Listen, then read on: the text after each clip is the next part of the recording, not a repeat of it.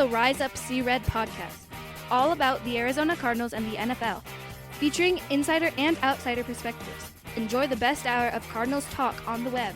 Now here are your hosts, Jess Root and Seth Cox.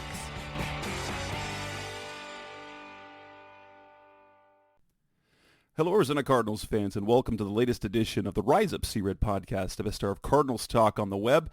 And in this edition of the show, I'm not going to number the episodes. At this point, you will see it on the show description. But over the next couple of weeks, I am recording 14 opponent previews. It's that time of year, one of my favorite times of the year for the podcast, where I get to bring on the NFL Wire writers that I work with and along, that we only kind of interact one with another a little bit on Slack. And we've got a new face because the last time the Cardinals played the Browns, we had a different managing editor. So I'd like to welcome Cory Kinnan from the Browns Wire, who's been managing the site. How long have you? How long has it been? Has it been over a year? Just under. So I started it in like week 2 of this past season. So I wasn't there for the Panthers game, but I remember I was on for the Jets game, which was week 2. So yeah, it's moved pretty quickly. All right. Well, maybe that was week 3. Yeah, I don't remember. I've been covered. I've been doing this show since 2013. I started when I was with SB Nation, but I've been with the NFL Wire now since 2016. So yeah, Cardinals fans and Browns fans know what sadness is. They know what disappointment is, and the Cardinals will be on the road to face the Browns in Week 9. It won't be Kyler Murray versus Baker Mayfield. Baker Mayfield is no longer in Cleveland. We hope Kyler Murray is healthy by Week 9. I believe he will be, but we will have to wait and see on that. So what I'd like to do, Cory, is kind of go back to last season and then move forward. Let's start with the 2022 season. How did that go? What were the results compared to the expectations that you entered last year? Yeah, so I mean, 2022 was probably, which for saying this as a Browns fan and somebody who covers the Browns, that was one of the weirder seasons in probably franchise history, saying a lot, considering they went 1-31 in a 2-year stretch back in 2016, 2017. But, just starting with the offseason with the trade for a highly volatile quarterback in Deshaun Watson, and just kind of the tailspin that set their offseason into. They still spent pretty decent money. They still added some pretty decent free agents, but one of those being Jacoby Brissett to play quarterback for, at that time, they thought 6 games. They thought they kind of knew it wasn't going to be a full year. I think everybody kind of imagined it wouldn't be a full year, but and so going in with 6 games, and it's such a hard thing to cover the team objectively from a football perspective. And that's what I'm doing my best here to do, is from a football perspective. Deshaun Watson was coming off of the last time he had played football, coming off of a nearly 5,000 yard season, was a half a football away from taking the Texans to the Super Bowl. That was the year before that, obviously. But so there was reason to believe, okay, the Browns just acquired objectively on the football field a top 5 quarterback in the NFL. And then it came down that it was 6 games, and then it was appealed, and then they settled on 11 games. And then it's like, okay, expectations alter, obviously. Now you're starting a journeyman quarterback who has in his career spot started for a lot of teams in situations. So again, Andrew Luck retires, Jacoby Brissett steps in. Andrew Luck is injured, Jacoby Brissett stepped in. Before Andrew Luck retired, Tua Tagovailoa gets injured, Jacoby Brissett steps in. Tom Brady and Jimmy Garoppolo both get hurt, Jacoby Brissett steps. So this is a role that he's used to. And honestly, with the Browns last year, that was the longest notice he'd ever gotten in his NFL career, that, hey, I'm going to be starting games in the NFL on any team that he'd been on. But at the end of the day, it was Jacoby Brissett. And so expectations were, if these first 11 games, they can win 5 of them, those last 6, they've got a chance to make some noise. They won 4. And obviously the last 6, they didn't make a whole lot of noise. They went 3-3 in the last 6 when Watson returned from the suspension. So I think Looking at it, I think they probably fared as well as you would thought the Browns would fare. I think in Cleveland there were expectations they can win 9 games. They could squeeze out 9, 10 games, and they won 7. That might have been asking too much of Jacoby Brissett, who for a large part of the season played like a very efficient quarterback. I think he was top 10 in a lot of efficiency metrics for just being able to play point guard and distribute the ball where it needed to be. Again, he's not a guy that's going to extend outside of pockets. He's not a guy that's going to really give you anything outside of structure, but he's a guy who knows how to win, and he's a guy who knows how to distribute on schedule. So I thought he kept the offense afloat for the most part. Again, they lost a lot of like really back-breaking games early in the season that came back to bite him. So being up 31-17 on the Jets with less than 2 minutes and losing that game, like that's terrible.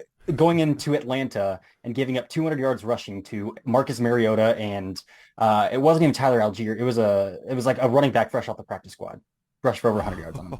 Again, just a tumultuous run defense. 32nd in the league in run defense. So a lot of backbreaking things that happened throughout the season that by the time it got to week 12, it's like, okay, well, you have to win all 6 if you want a shot. And they didn't. So I would say it was below expectations, but again, hindsight's always 20/20. It's easy to say, well, those should have been the expectations, but you can't really do that.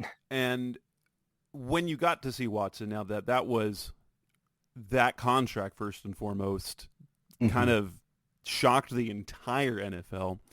I know that the ownership situation in Cleveland is much different when it comes to their deep pockets, and they do have the capital available to this little known rule that's been throughout the NFL that existed back when the league was still, you never knew if it was going to make it year to year, and they had to put the amount guaranteed money, I think it's for this year, next year, into an escrow account, which really handcuffs a lot of franchises, especially if it's a family-owned team. The Browns didn't care. We're going to guarantee the whole thing, which for the players is an excellent thing to see. It kind of sets the precedent that you can do that. But looking at Watson's performance, how do you think he looked? For a lot of outsiders, he looked like a quarterback who hadn't played since 2020. Did you see enough in his performance to believe he is still capable of reaching at least near the caliber that he was in 2020? I would say there were glimpses. I would say it's not as easy as, well, of course he hasn't played since 2020, and of course he didn't play well. Like, he didn't play like the quarterback he was in Houston. But I think there were elements to, especially from a head coach / play calling perspective from Kevin Stefanski. The quarterbacks that he has called plays for his entire career as a play caller have been Kirk Cousins, Baker Mayfield, and Jacoby Brissett. 3 quarterbacks that aren't going to do what Deshaun Watson can do, and especially 11 games, 12 weeks into the season, to ask your play caller, your head coach, to completely turn his offense on his head. I would say wasn't feasible. So I think it was more Deshaun trying to fit into what the offense had already established. Of course, they added some RPOs. They added some of their jet motion and fun wrinkles that they'll continue to add this year. But when you're 11, 12 weeks into the season, you can't really, especially when you're talking about your offensive line, your tackles are used to not having to worry about your quarterback breaking structure, breaking protection, to now, like, oh my gosh, my quarterback is on my left shoulder when he's not inside the pocket. Like, there's a lot of adjustments, going from strictly under center to gun run for Nick Chubb. And so there's quarterback or wide receivers not knowing how to work the scramble drill because they've never had to with Baker Mayfield or Jacoby Brissett, because those guys aren't working the scramble drill. If they're break and contain, then there's something seriously wrong. So I think there's a little bit more to it than Watson didn't play up to snuff, but Watson didn't play up to snuff. So I think that's the easy way to say it. Now with the full offseason, an opportunity for Kevin Stefanski and Deshaun Watson to completely revamp and kind of work together to mold an offense that fits his strengths, and then to give the offensive line a full training camp, to give Nick Chubb a full training camp, to give these wide receivers a full training camp of all working together, I think is a different circumstance than trying to flip an offense on its head 12 weeks into the season. The Cardinals have some Browns connections now, obviously, as Drew Petzing, Petzing, who did a number of things with Cleveland, the last year quarterbacks coach, now the offense coordinator here. Quarterback coaching, like how one views a quarterback coach, is hard to do because they're under the radar. The offensive coordinator, defensive coordinator, the ones who talk to the media, you never hear from the quarterback's coach. How do you feel his move to the Cardinals will impact things moving forward? From a Cleveland perspective or an Arizona perspective? For y'all? Okay. Yeah. So, not a whole lot. So again, what happened was Drew Petzing he got an offensive coordinator interview the year before with the Las Vegas Raiders when Josh McDaniel got hired. And so the Browns then promoted him to quarterback coach. He was the tight ends coach before that. So gave him a promotion to say, hey, we understand you're getting pull from around the league now. So, and before that, Alex Van Pelt, who is the offensive coordinator, was also the quarterback coach. And now that Petzing's gone, it's just Alex Van Pelt again. So it's more of the same. Not a huge overhaul because it's just back to kind of how it was outside of that 1 year where Petzing was the quarterback coach. All right, coming up next on the Rise Up See Red podcast, the best hour of Cardinals talk on the web. Let's move to the offseason and talk free agency. Where did they see movement, losses, and additions? That's coming up next on Rise Up See Red. We're back on the Rise Up See Red podcast, best hour of Cardinals talk on the web. Let's move to the offseason talk, free agency.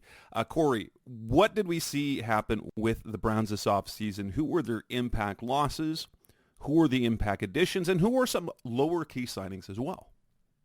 Yeah, so impact losses, there weren't really any, which is it's great to hear, to see. Really, the only players walking that were big contributors last year were high-paid players that didn't produce to their contract. So we're talking about Jadeveon Clowney, still unsigned, made $10 million last year. We're talking about John Johnson III, still unsigned, made $13 million last year. Talking about Kareem Hunt, who I think just made $4 or $5 million, but for a running back, like didn't produce last year. He's clearly lost some juice. So like, as far as major losses go, there really aren't any. They're bringing back pretty much their whole offense with some other key contributors added.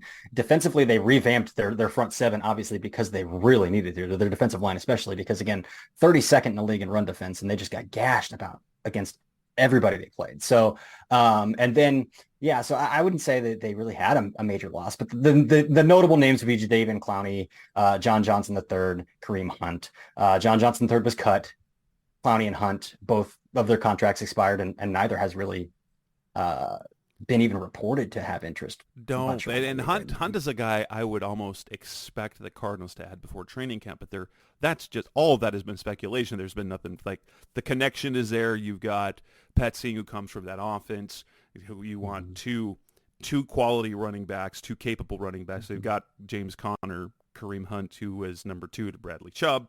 It makes all the sense in the world. So that Nick Chubb, not Bradley Chubb. So the additions. Tell us about who are on the Browns this coming year that weren't on before from free agency. Yeah. So again, starting with the defensive front, I guess is, with the Browns, that's where you have to start because again, they were just so putrid. They swung for Javon Hargrave. He was down to the Browns and the 49ers and chose the 49ers. They swung on Draymond Jones. The Browns actually offered Draymond Jones more money, but the Seahawks guaranteed him a ton in the first year, and the Browns just don't have the cap structure to guarantee the bulk of the contract in the first year. So he chose Seattle.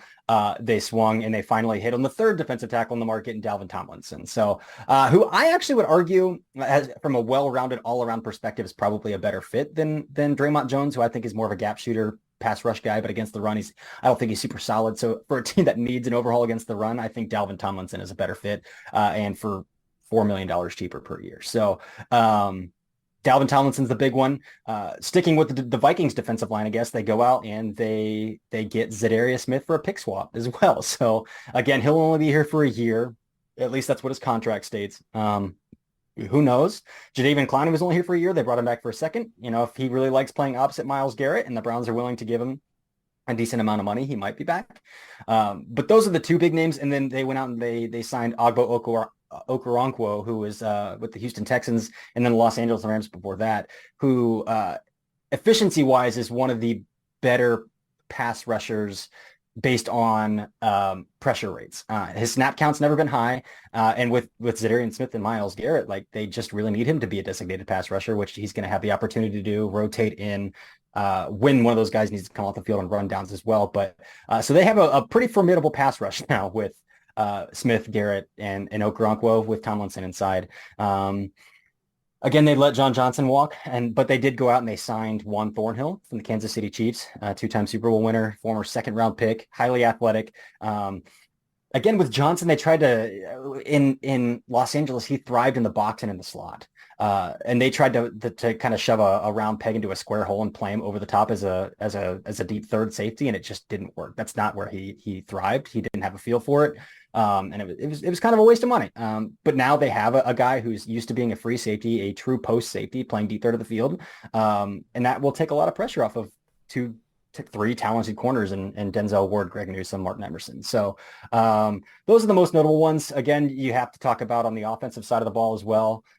Moving back, just doing a pick swap with the New York Jets, moving back 32 slots and landing Elijah Moore as well. Former second-round player, hasn't really panned out in New York. But again, tape shows, metrics show that he's always open and just really suffered from some pretty bad quarterback play. So I think Moore's skill set and just the depth at the wide receiver position, I think he automatically comes in and is that second option in the wide receiver room behind Amari Cooper. So that's a pretty big add as well. Let's talk draft. So you mentioned some moves in the draft that didn't land you draft. They acquired players.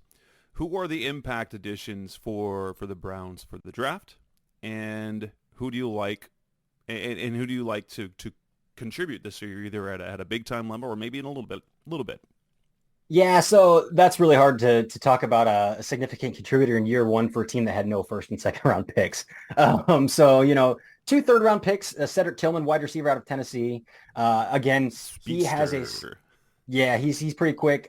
Big body dude, 6'3", 210. And he has a skill set that none of the wide receivers in the room have, and the ability to win above the rim and at the catch point. So when you're talking red zone, when you're talking downfield shots, I think there's naturally going to be a role for him, again, because he has a skill set that maybe Donovan Peoples-Jones has, but Donovan Peoples-Jones is pretty categorically one of the worst separators in the NFL at the wide receiver position. So again, some of the better hands, some of the better contested catch numbers in the league, but he cannot get open. So I think Cedric Tillman has a role just because he has a skill set that nobody else in the room has. Second, third round pick was Siaki Ika, defensive tackle out of Baylor. Again, when we're talking about overhauling a defensive tackle room, and outside of Dalvin Tomlinson, and again, they signed a couple guys to like little guaranteed money where they're not roster locks. Maurice Hurst, who's had some flash in the pans, but can't stay healthy with Oakland and San Francisco. And then Tristan Hill, who was drafted in the second round by the Cowboys. He was on the Cardinals last season. He was on the Cardinals last season, kind of has a reputation for a bit of a dirty player. Yes, he does. So those two guys were kind of brought in to throw in the back of the room and say, fight it out with these guys, provide some competition. But outside of Tomlinson, there was really no locks added. So I think naturally, again, for a team that was bad against the run, adding an anchor like Ika, you're going to find the field. Whether that's 15 snaps a game, you're going to find the field. So those are the two. Outside of that, we got some depth pieces. So Isaiah McGuire to Missouri is going to provide he's going to see snaps in the edge rotation with guys like Alex Wright, Okoronkwo, Garrett Smith. They didn't add a linebacker. And then probably the other guy that might see the field a bit as well. Cameron Mitchell, 5th round pick out of Northwestern, just because the Browns love secondary depth. They will go out of their way to add more secondary depth. And he has a pretty prolific profile, both playing in the slot, in the box, and on special teams. So just being scrappy, being a willing tackler, he's going to see the field as well, at least on special teams. Outside of that, they drafted for the future. So used a 4th round pick on offensive tackle DeJuan Jones, used a 5th round pick on a future backup quarterback in Dorian Thompson-Robinson. So 6th round pick on the center Luke Whippler. So a lot of depth pieces moving in that won't see the field in year one, but could in year two potentially.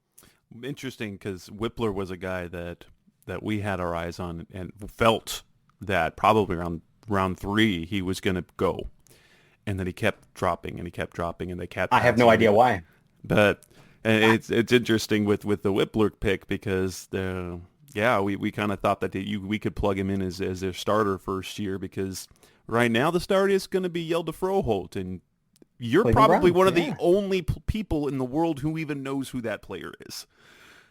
And his four games of playing, he on the Cardinals roster has the most experience playing center in the NFL. He's the only one with any NFL starts, with 4 NFL starts at center. The entire rest of the roster has 0. And he's slated to start right now. So looking forward to that, maybe.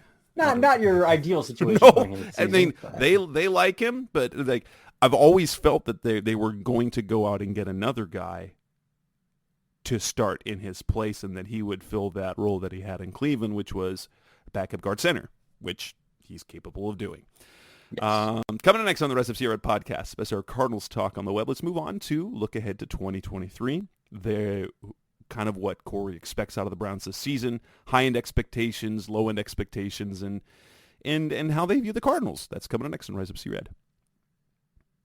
We're back on the Rise Up C-Red podcast. It's our Cardinals talk on the web. The final segment, we will talk about the 2023 outlook for the Cleveland Browns, whom the Cardinals will face on the road in Week 9. I'm talking to Cory Kinnan from BrownsWire.com, sister side of the Cards Wire, my site. Cory, so we look ahead to this season, coming off that 7-win campaign. Do the Browns have playoff expectations, or is it more playoff hopes? I would say that expectations. If they don't, their head coach might be in trouble. Again, he won Coach of the Year his rookie season as a head coach in 2020.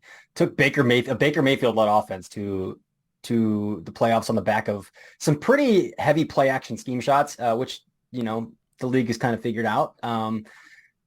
And I would say this is probably the first year he's had maybe a quarterback that he feels comfortable opening up the playbook for. Again, they were very, very aggressive in free agency, adding names in the trade market, adding Zadarius Smith, Elijah Moore. So they have expectations. And I truly think if they don't make the playoffs, we might see a new head coach in Cleveland next year, even in like a 9-win season, 10-win season and miss the playoffs. Like, I don't know if they'll be back. They fired both of their coordinators, and they hired Jim Schwartz in the defensive coordinator position and Bubba Ventrone as a special teams coordinator, both very highly thought of in both of those regards. So coaching isn't an excuse. Your poorly ranked run defense is an excuse. Your lack of a quarterback for 11 games isn't an excuse. They're truly out of excuses. And if they don't make the playoffs, then again, they're out of excuses. So that just is what it is. So I think they're capable of winning 11 games. I truly do. But again, the AFC North is the Ravens and the Bengals are very tough teams. So and the Steelers are never bad. That's a Tomlin coach team will never be out of it. Yeah. A Tomlin coach team will never give up a fight. So it's a very tough division. And when you think about the AFC West is also very tough.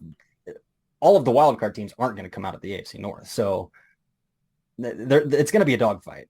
It sounds like it. Now, obviously, the Cleveland fans have expectations for the postseason. How do they view the Cardinals this season? And so I can probably guess the answer, but how do they view that Week 9 game against Arizona? Is it is it chalk it up, we're going to win that one? Is it one they're going to have to keep their eyes on, or is it one of those, I'm not even going to say the other ones. Is it one they might think they might lose? No, the Cardinals are going to be bad. From the outside looking in, I would say the Cardinals roster is both very young and decimated at this current juncture. Is what I would say. And I think a lot depends on whether Kyler Murray plays or not.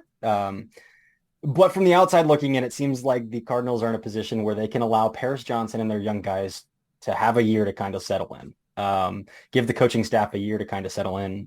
Again, especially with the injury to Kyler Murray.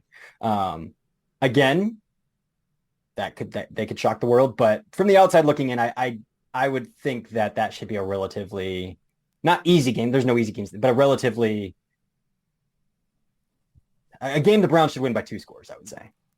Does that change if it's Kyler? If you're going with the assumption that Kyler's starting that game, do the expectations the Browns have for that game change? Obviously, if it's Colt McCoy, yeah. Oh, we've seen Colt McCoy play. I've seen Colt McCoy play. You saw Colt McCoy play early in his career. Side note about Colt McCoy, I believe he entered the league about 10 years too early.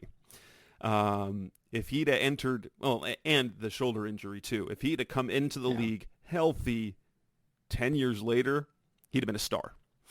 He was a star in college and just didn't have the juice in his arm to start out his career in Cleveland. But man, has he stuck around for a long time. He's going to make more this year. Has. He's going to make more this year than he's ever made in his career. He's going to make $3.75 million. That's the highest salary he's had in his entire career.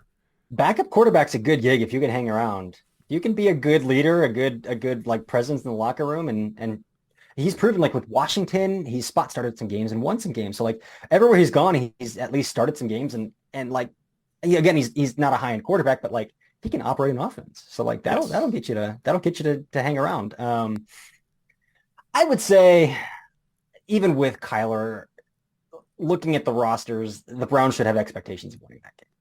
Especially, I mean, it is a home game, but there we go. What would be for you the low end? So you think that they can win 11 games, potentially challenging for the AFC North title, I would imagine. What would be their floor for this season? Let's assume not an injury to Deshaun Watson. That would obviously derail the entire season. Mm-hmm. But what do you think their floor is entering this year?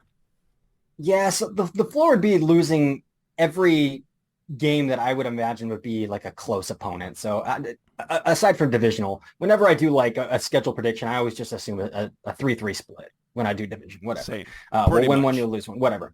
But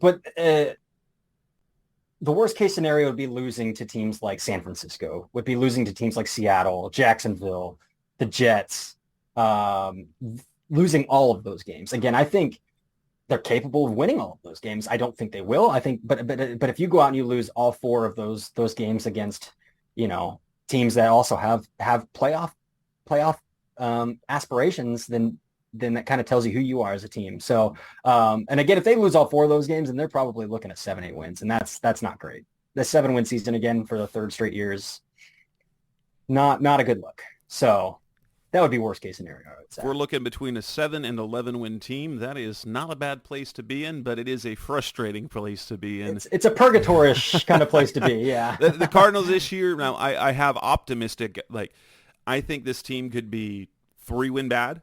I think they'll win 3 games. I don't think that, but I think honestly, I believe that Kyler's going to come back around week 6 and that they'll play roughly 500 after his return. I think that this Jonathan Gannon coaching is going to take a roster of defensive players, which doesn't look good, but will make them scrappy, tough, and competitive. And by the end of the year, I wouldn't be surprised to see them win 6 or 7 games. They're not going to compete with the playoffs, but they're going to look like a team with promise moving forward. And I pegged the Browns game as a game that could be a potential upset, but I don't think I picked it at that way. But again, the Cardinals have beaten the Browns the last few times. That Kyler Murray had Baker Mayfield's number. No more Baker Mayfield to do that. This will be against the Deshaun Watson team.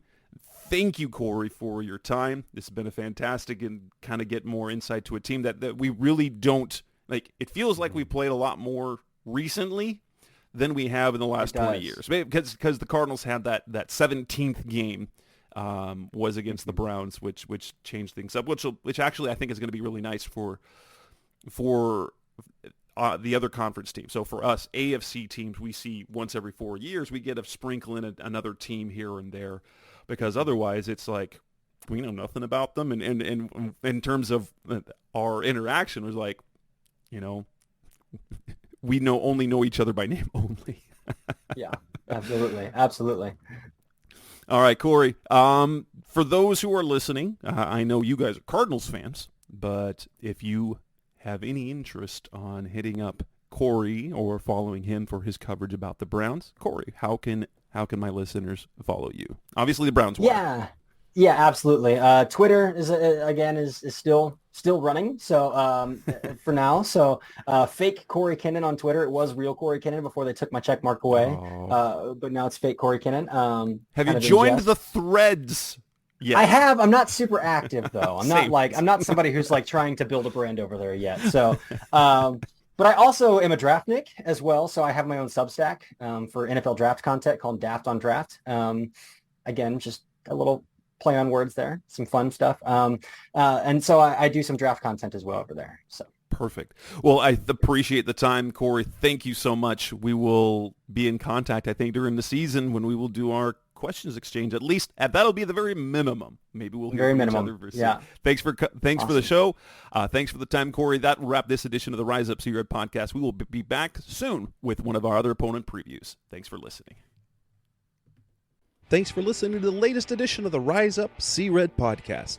Listen to previous episodes and subscribe to the show on Apple Podcasts, Stitcher Radio, Audioboom, or many other podcast platforms so shows are delivered directly to your mobile device. Please give the show a 5-star rating and always support the sponsors who support the show. We'll be back soon for the best hour of Cardinals talk on the web. Rise Up Red C, be Red C-Red, and of course, Rise Up C-Red.